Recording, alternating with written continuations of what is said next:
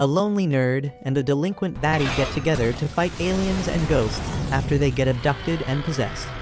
It all started on a regular day when the delinquent Momo got dumped by her gold digger boyfriend. Though he kicked her in the guts and cursed her for being broke before breaking up with her, this needy girl still gets depressed because he was her first ever boyfriend. Her best friends make fun of her, asking what the hell did she even see in that guy. She replies that he looked a bit like her favorite actor, and she always wanted an awkward masculine boyfriend like that. Her friends tell her that no one can afford a masculine boyfriend at this age when people don't even know their gender. Later, Momo drags herself through the corridors when she notices some boys bullying a poor nerd named Ken. Momo takes a seat next to the poor nerd and starts talking to him, and since the bullies don't dare to mess with her, they quickly turn their faces around. She then heads out with her pent-up stress reaching its limit, when suddenly, the nerd Ken comes there. He doesn't dare to face her, but yells that he knows Momo is in love. Momo tells him to come out of his Delulu world because, even though she is desperate, she won't fall for someone like him. However, what Ken means is that she fell in love with the content in his magazine that talks about UFOs and aliens. Momo tells him she's not interested in all those stupid conspiracy theories, but Ken is still persistent like a YouTube pickup artist. Momo tells him to shut the hell up because she doesn't have time for his yapping when she just got dumped. She tells him that he doesn't have any friends because he is a pushy nerd, leaving Ken stunned. Momo immediately realizes that she was a bit too harsh with him and picks up his book while apologizing. She tells Ken that she doesn't believe in aliens, but in ghosts, and he suddenly starts laughing at her. He says that just because she gets ghosted doesn't mean they exist. They start arguing about whether ghosts are real or aliens and decide to prove to each other that they are right. At night, Momo goes to a creepy abandoned hospital because according to Ken, that is the place where aliens abduct humans.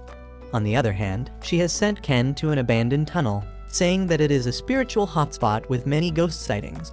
Ken is nervous, and as he heads closer to the tunnel, he feels the tunnel drawing him in.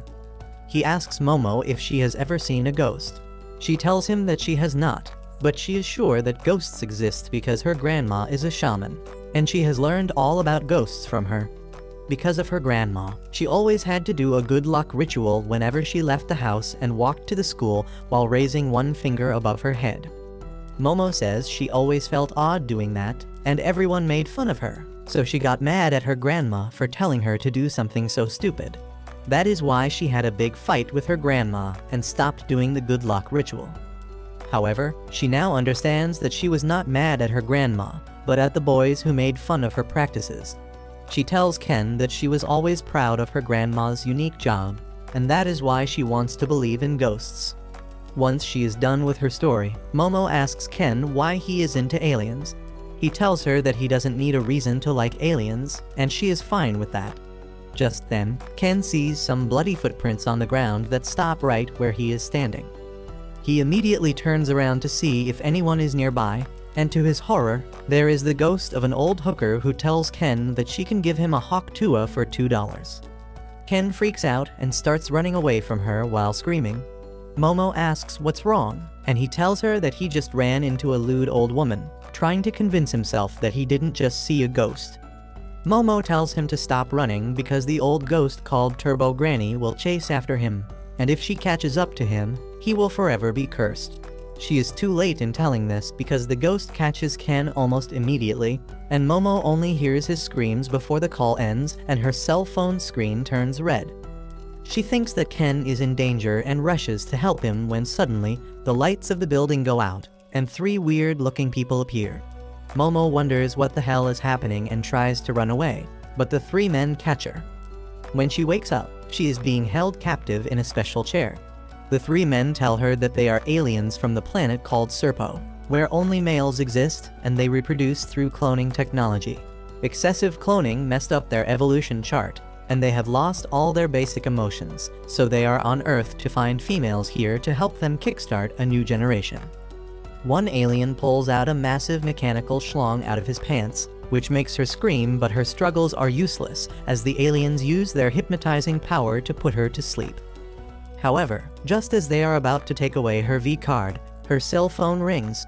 They all stop, and one alien goes to pick it up, and then suddenly, the granny ghost comes out of it and smacks him away. She immediately proceeds to bite the balls of the alien and sends him flying.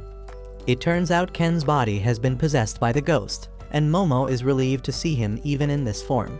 She asks him if he can help her, but Ken loses control of his body to the Turbo Granny, and one of the aliens turns into a humanoid zebra to attack her.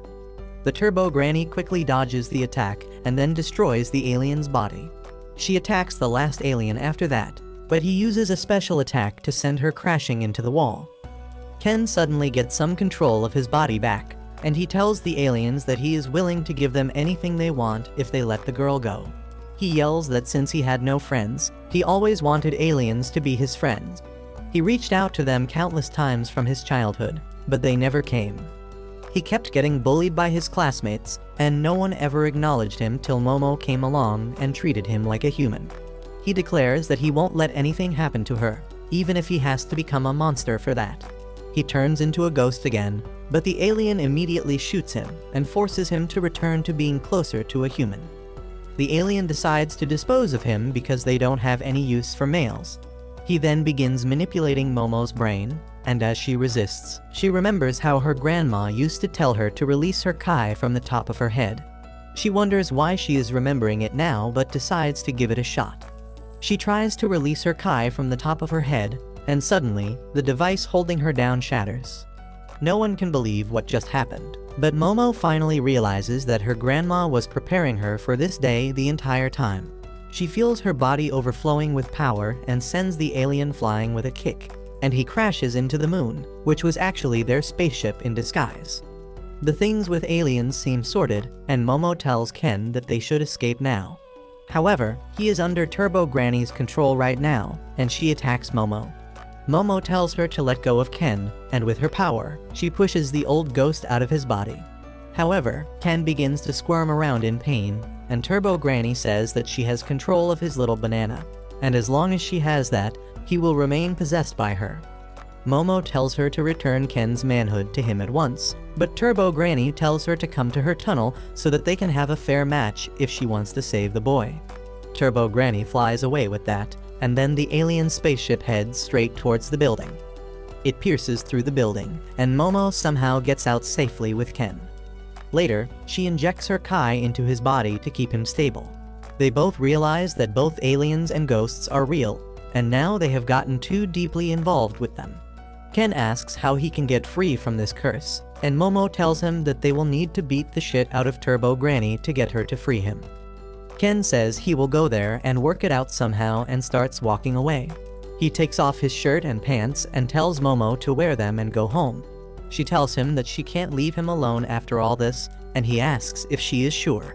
He says that he is just an awkward guy, and Momo suddenly feels a waterfall between her legs because Ken just recited a line from her favorite actor. She tries calming herself down and asks Ken for his name because she never got the chance to know it before. He replies that his name is Ken Takakura, which is the name of Momo's favorite actor as well, and her mind is blown away. She immediately starts throwing a tantrum because she can't accept that her favorite actor, who was the peak of masculinity, shares his name with this wimp. She begins rolling on the ground trying to forget what she just heard, and in the meantime, Turbo Granny begins getting control of Ken's body. He asks her to give him some spiritual energy quickly, and she frantically slams him into the wall with her power. Momo then says that they need to set down some rules if they are going to work together. The first rule is that neither of them will mention Ken's name, and she will call him Okarun because he was in the occult club. Ken has no choice but to accept this rule, and they head back to the city while bickering with each other. Soon, the sun rises, and Momo asks Ken to come to her home because he needs a shower and a fresh change of clothes along with expert help. However, as soon as they reach her house, she warns him to be prepared for anything because her grandma is really against her bringing boys home, and she almost killed her ex-boyfriend. Ken freaks out on hearing this, and then as he enters the gate, his body suddenly starts burning. Momo throws him into the nearby canal in a panic and then finds that there was a talisman warding off evil spirits on the gate that caused Ken to catch fire. This dimwit removes the talisman so that Ken can come inside, and only after that does she notice that he got a new hairdo after almost burning to death. She leads him inside the house and finds that her granny is not